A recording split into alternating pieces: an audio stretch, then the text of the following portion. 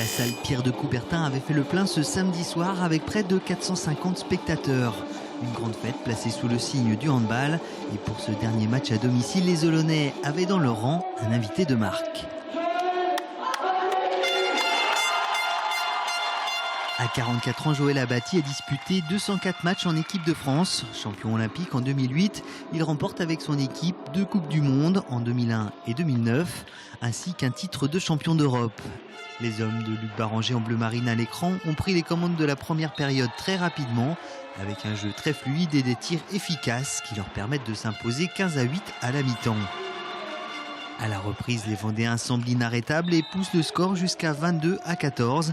À partir de là, la machine s'enraye. Les Girondins grappillent des points pour enfin prendre la tête de la rencontre 23-24, à 10 petites minutes avant le coup de sifflet final.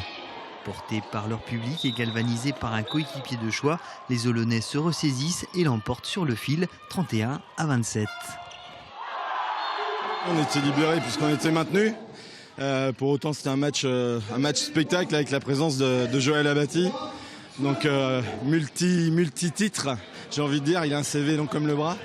Et puis un public qui a garni la salle ce soir. Donc c'était avant tout se faire plaisir et puis que les gens prennent du plaisir à nous voir et puis qui pensent à revenir pour la saison prochaine.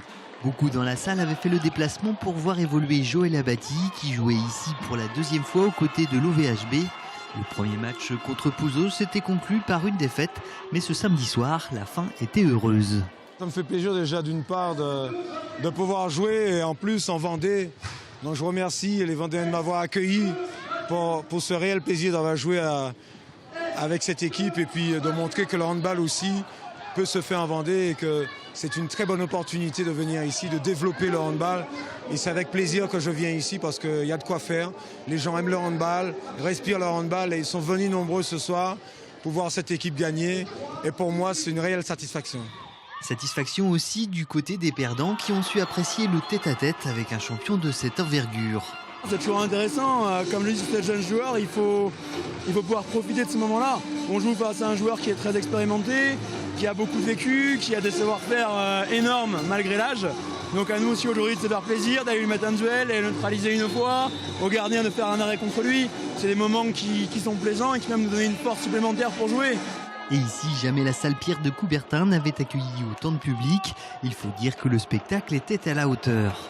Je crois qu'on a réussi à créer un événement en attirant un public nombreux et varié, je dirais, aussi bien de la danse que du handball.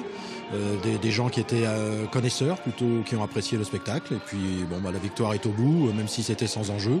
Je pense qu'il nous tenait à cœur de gagner ce dernier match à domicile et de maintenir le niveau N2 pour la saison prochaine sous cette forme-là.